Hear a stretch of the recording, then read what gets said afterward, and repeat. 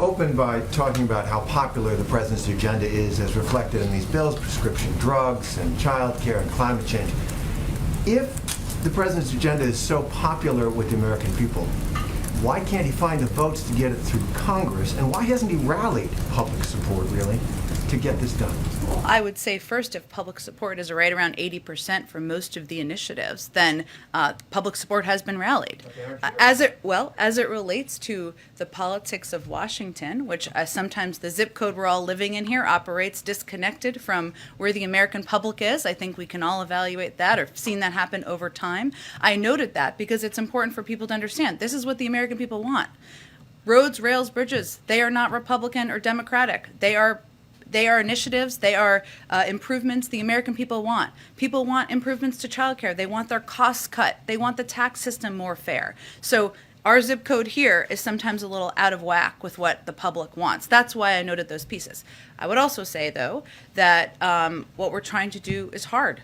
The president knows that. Nothing is guaranteed. And we are working, as you just heard him say, he's an optimist by nature, but he's going to work this afternoon, tonight, tomorrow, to do everything he can to engage with Democrats, with people with a range of positions to get this agenda moved forward. Democrats are obviously in control of the government, so it's not the zip code, it's the party. And he's the leader of the party. Well, you asked me first about the popularity of these initiatives and why there weren't more votes broadly, which is a good question, but that's what I was answering to you.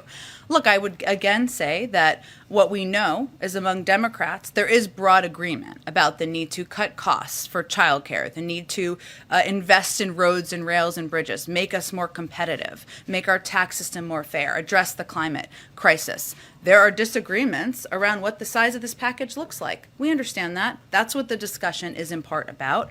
Again, he's not naive about how challenging this is. He's been through a few of these rodeos before, and so what we're focused on right now is working in lockstep with leadership to move the agenda forward and get it over the finish line. And just one question on the president's booster and this display you have here. Is it partly a concern that after all the back and forth on the advice and guidance from the government, people are confused about the booster and maybe even more doubtful about it? Well, I would say the reason we did this chart is because sometimes it's self-perpetuating. If everybody here is saying it's confusing, then people are going to think it's confusing. And so what I'm trying to do is alleviate the confusion, right? And explain these are exactly the categories. Anyone who's had a Pfizer shot 6 months ago, go get another shot. If you took Moderna or J&J, they're still considering that data. Don't get the shot yet, not approved yet. So we want to do everything we can to alleviate any confusion, answer questions people have.